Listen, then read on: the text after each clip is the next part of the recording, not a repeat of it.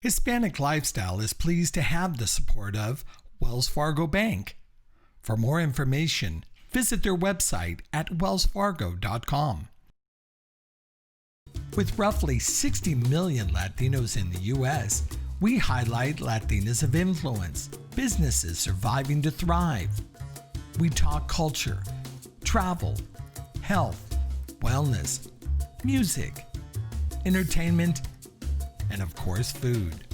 Our passion is to share inspiring stories with the community. I'm Richard Sandoval, and this is Hispanic Lifestyle. Well, I know that there's a lot for us to catch up on. One of them is that you were just appointed as a majority leader in the Assembly. But if you would, talk a little bit about your district, where it ranges, and then let's finish up with where you are with your new position in the as the majority leader. Absolutely. Thank you, Richard. Well, I'm the Assembly member representing the 47th Assembly District. This district encompasses the communities of Fontana, Colton, Grand Terrace, Rialto, parts of San Bernardino, and the unincorporated communities of Bloomington and Muscoy. The district makes up part of the Inland Empire region of Southern California, which is the largest metropolitan region in the country and one of the fastest growing regions in the state of California. And as you just mentioned, I most recently was appointed to be the next majority leader of the State Assembly.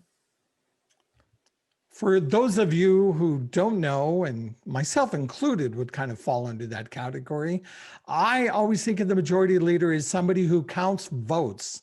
In the Assembly, we need at least, 41 to make things happen. Can you go over some of your new duties? Absolutely. The majority leader is elected by the majority party caucus and appointed by the speaker. In this position, I am clearly part of the leadership for the State Assembly and will be joining in on all the discussions to promote harmony among all of my members, and not just from the majority party, just with all of our members, along with responding to the needs of my constituents. Now as majority leader, I now represent the majority's needs, the needs of our Democratic members. And as majority leader, I have to take a more active role in all of the caucus discussions. On the floor of the Assembly, I represent the Speaker and the caucus as the main floor manager. I will help to navigate the political strategy on the floor and expedite Assembly floor proceedings through our parliamentary procedures, such as motions and points of order. So making sure that whatever business has to be done on the Assembly floor, I will be basically the person in charge of it. So let's talk a little bit about California, the caucus, the state of California, and your views. I know that's just a wide subject, but at the end of the day, we have a pandemic going on. We have stay-at-home orders that the governor has issued. I'm sure we have a budget that we're working on, legislation. Can you give me kind of, from your perspective, the state of California? Well, without a doubt, and this is bipartisan, the State Assembly, and along with our state senators and the governor's office, together we have to respond to the needs of Californians, especially during these unprecedented times. It's our duty as the legislators to find the best solutions to ensure that every Californian has access to the vaccine, to economic opportunity, to childcare, to community support, and so on. I got to tell you that I'm really proud of all the efforts that our caucus has made, especially under the leadership of our Speaker, Anthony Rendon. What we're doing is we're trying to ensure the safety of our friends and our family, of our community.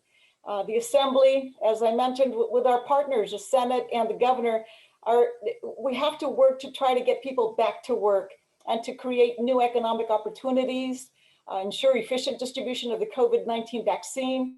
And something that I'm very interested in is to make sure that we protect our safety, our social safety net. It's very important. Now, there are a few areas I think that are of great importance. One of those is the vaccine. We have to make sure that this COVID-19 vaccine is rolled out efficiently and quickly, but it also has to be done in a way that is equitable. It has to be, we have to look at the needs of our community, see who are the frontline workers, see who are the ones that are most at risk. And those are the ones we have to take care of first.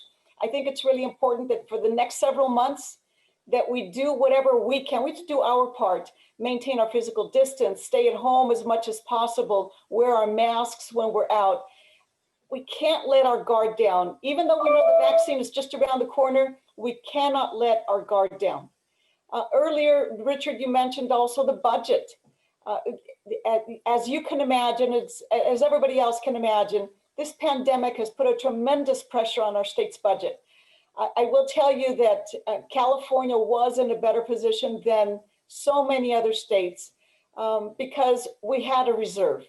We are in a better position to protect many programs compared to others. We had built up the largest reserve in state history, and that has helped us get through some of this time. I think it's important that we craft a state budget that protects vulnerable communities, especially because COVID-19 has pulled back the curtains on many inequalities, many inequities that were there, but now it's clear, and we do need to address these. We also are going to have to focus on the investments that will that close what I would call the COVID achievement gap, and this has to do with our schools. This lack of in-person instruction has really harmed many of our vulnerable students, and it set them back in multiple ways. And we have to make sure that our young people are not left behind due to this pandemic. And there are a few other areas, Richard, if you want me to go through these, like economic opportunities, climate change, childcare, early learning, relief for small businesses. These are all things that we have to work on. And this is all part of the agenda, so to speak, for our caucus and the entire legislature. I mean, again, California and its economy, its impact on the nation, its impact on the world. I mean, we need a healthy California. I mean, Yes. we're the home of technology. You mentioned a little bit, I want to touch a little bit on the vaccines because that is very timely. All over the news this morning, we're recording this almost on the last day of the year, but only 2.1 million vaccines have been administered. I mean, at the end of the day, there are almost 40 million, probably over 40 million Californians. And you've got 2.1 million vaccines administered nationwide. Can you talk a little bit about that? Yes, in fact, we had a briefing yesterday by the governor's team. Here in California, we have 2.1 million doses that have been delivered, and we have administered just under 300,000. The governor's office recognizes that this is insufficient, and they're trying to ramp up the vaccines, making sure that we go by the tiers, the stages that have been put together. We have our frontline workers, all of our health workers. These are things that are at the top of the list. We also have to make sure that this isn't a vaccine that is given to the wealthiest. We have to have the tiers that allow us to know who is most at risk, so that they are the ones who receive it. I'm glad that the next one in 1B, tier 1 of 1B is going to be our 75-year-olds and our food workers, our ag workers, or a number of others that will be in this next tier. But we have a lot of work to do, and we can't take our doctors away from the ER or our nurses because we really need them in the hospitals. So the contracts initially have been with CVC and with Walgreens. They're the ones administering a lot of these vaccines. So even though the number is under 300,000, we have been told that they're lagging also in the reporting. So that's the other factor that we have to consider here. You touched a little bit about education. I know that our region, the region in which we live in, has several facilities, that accommodate for higher education, universities, state universities, UCR, which we mentioned earlier off camera. But talk about your commitment to education, funding, and I think, again, that's one of the special sauces, if you will, of the Inland Empire.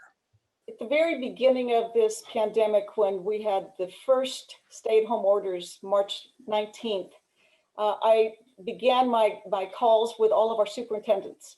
I wanted to hear from each one of them about how they were dealing with this, what they needed. And it was reassuring to know that each one had already put together a plan. It amazed me, and I was very proud of our superintendents, the work that they are doing to protect our students. And soon thereafter, it was making sure that they all got their lunches, making sure that they had the computers or iPads that they would need, trying to find the hotspots. I then also spoke with our dear friend, California Superintendent of Education, Tony Thurmond, my former colleague, former assembly member, who is a dear friend. And we talked about the specific needs of the Inland Empire and, in a very selfish way, the specific needs of my district. And we received the reassurance that whatever could be done to provide those computers or the hotspots would be done. They had a specific person set up who could be called on to provide these computers. These are all things that this is an unprecedented event that is happening here in our community. And we just have to be able to work together to make sure that in the end, we're part of a team. This is the California team. We want things to go well for everybody, not just those who can afford it, but for everybody. It's our responsibility to make sure that every child who is already lagging behind isn't left behind. We have to make sure that we help to bring them up. I'm really proud of our teachers. I've got to tell you that trying to work remotely, our teachers have done an exceptional job. But we also have to give thanks to all those parents who got put into the position of sort of the teacher's assistant on so much of this. But it isn't as though somebody knows the secret formula to it. If we did, we would all be using it. But I agree. Off camera, we talked a little bit about this, of how long all this is projected to last. We'll get into that at the end. But I also want to talk about our small businesses, the relief. I'm going to share with you this morning. I woke up at 6 a.m.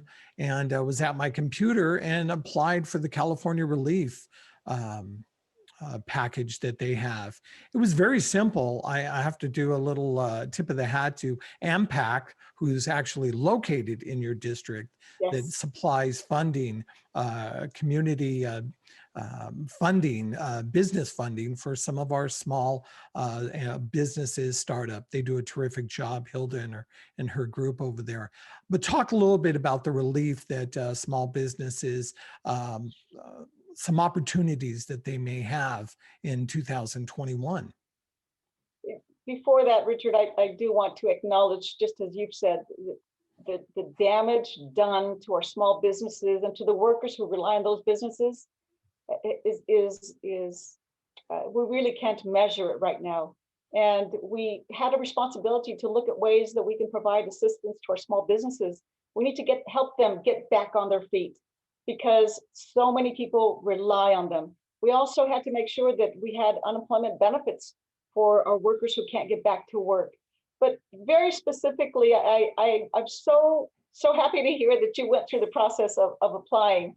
The program was just launched. Today, as a matter of fact, is the first day to apply. It's $500 million for small business COVID-19 relief grant. That's the program that's being provided for all of our small businesses and nonprofits that have been impacted by COVID-19, also by the safety restrictions, the stay at home, the asking that our businesses close down. The grants are up to $25,000 that the small business or nonprofit can apply for to help cover costs during this pandemic. And as I said, I'm glad that you applied. And that you see that the process, it's streamlined. Yes, you do have to provide some information and provide some documentation. But when we have Hilda Kennedy, people like Hilda Kennedy at AMPAC helping out with our small businesses, it makes a difference.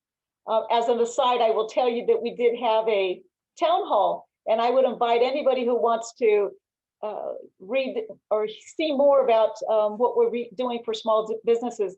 This town hall we did on for small businesses included AMPAC, and they provided information on how to apply for some of the grants that were being offered. And now that we have the new package coming down from the federal government, well, there will be some additional assistance that will be provided.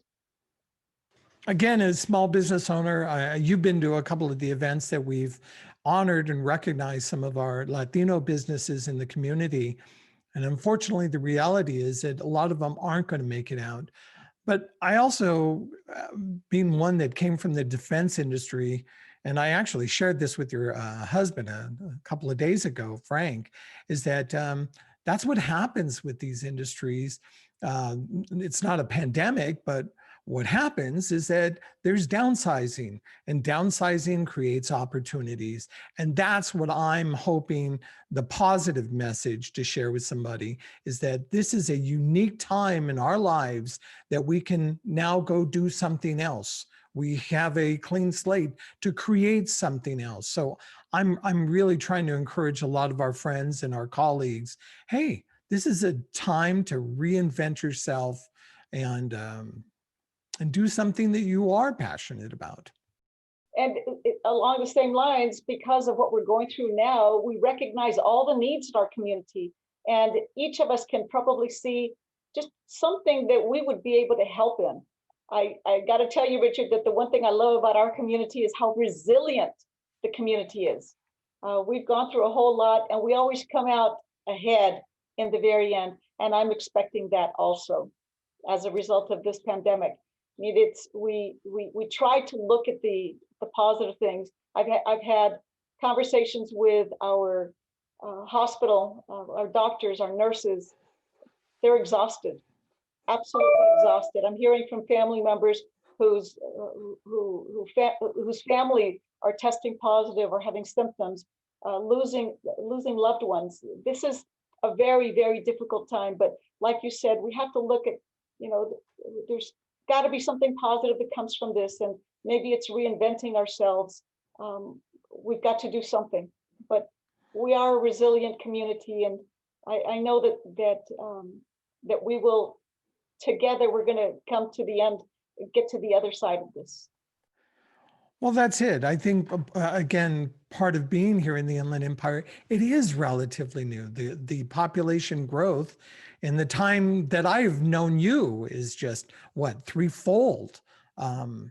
So with that said, I kind of want to talk about the Latino leadership in Sacramento. I know over 25 years ago, there was just a handful of Latinos, forget about Latinas, but and women in general representing us. Talk about how that has changed. You're in a leadership position. The governor has just put forward the name of Alex Padilla, our Secretary of State. Can you talk a little bit about, from your perspective, and maybe talk a little bit about the Latino caucus of what they're trying to do to encourage others so we can have leadership, Latino leadership, a more diverse community, if you will, as leading California? Absolutely. Well, Latinos play an important role in California, and we know that, and we see it and we experience it in your position and my position. And Latinos account for nearly half of the population. I think we're at 40+% of the California's population. We're the essential workers, we're the small business owners. We're an integral part of the fabric of California. And now, when we talk about Latino leadership in Sacramento, I can tell you that leadership continues to make strides, which reflects our state's diversity. I may be the first majority leader, first Latina majority leader in the history of California, but I pray that I'm not the last, and I expect that I won't be the last. I'm certain that seeing a Latina run for office and reach a leadership position will show our young Latinas and our young girls, young women across the state that they're capable of reaching and surpassing any milestone that the rest of us have been able to achieve. I think the perspective that I carry from my personal experience as a Latina from the Inland Empire is crucial in understanding and advocating for the needs of the community and being able to bring this perspective to the leadership position that I now have. I think being the daughter of immigrants, working in the fields, picking onions and grapes, I mean, it's a shared history. It's not just mine. There are so many others who are now in leadership positions here in the state of California who have that same, who were also picking onions and grapes or picking something, working in the fields. And now to find ourselves with our office in the state capital of our great state of California, it's quite an accomplishment for us. And I think that it makes a difference when our young people are looking at their leaders that look like them, that think like them, that have shared experiences. I think it makes a difference. The Latino caucus, we kid about it because the Latino caucus now has a majority of Latinas. So we've talked to the men and told them we want to change the name to Latina caucus. The good thing about it is that they all say, absolutely, go ahead and change it. But it's the Latino caucus. We have some really committed members. I've been really proud of what we have done as a caucus, what we have done to recognize other leaders in our community, leaders throughout the state of California, and making sure that whenever there is a discussion, like recently we were talking about where we were having the greatest number of outbreaks of COVID, and we found out that it was happening in our fields, where the majority right. And making sure that the governor got that message was extremely important. But then also having the governor respond and say, we're going to make sure that we get the testing done there in the fields. That's a voice that is brought to California that would not be there but for the experiences that we have had growing up. So again, I'm really proud of our Latino caucus and what they have done collectively and individually for the betterment of all of California. Well, I really appreciate all the time that you spent with us this afternoon. Before I give you the final word, you know, I'm not. I know I'm not doing you justice in the sense that we do have history, so I don't articulate it and voice it so well. But you are representing the Inland Empire with a background as a mother, quasi-educator in the sense of teaching your own kids at home, your children who are grown now, but also a small business owner. You've had to make a payroll. You've had to make tough decisions, and your community involvement. And again, the perspective that you can share in representing our interest. And I know that we didn't talk about it, but I'd like you to address it a little bit about the homelessness. I mean, we are now seeing people homeless in communities and on streets that we've never seen before. So again, I'm giving you the last word here, but you've, in many ways, always have had the last word in our conversations, Assemblymember Reyes. Oh, Richard, it's always great to be able to have conversations with you. I appreciate your perspective on the issues that affect our community. Even as a quasi-educator, I actually taught at Cal Poly Pomona. It was I was an associate professor there and really enjoyed it. I also, as you know, have been an attorney for over 30 years. One of the first things that you covered was when I became the first Latina ever to open her own law firm in the Inland Empire. And I thank you for that coverage years ago, so many years ago. But very specifically on the issue of homelessness, it is a major issue for our community.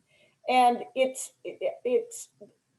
one of those issues that has only been strained further because of the COVID pandemic. This is one of those issues that it's so incredibly important to me. I truly believe that, just like you, Every person should have a roof over their head. They shouldn't have to be wondering if they're going to have a roof over their head.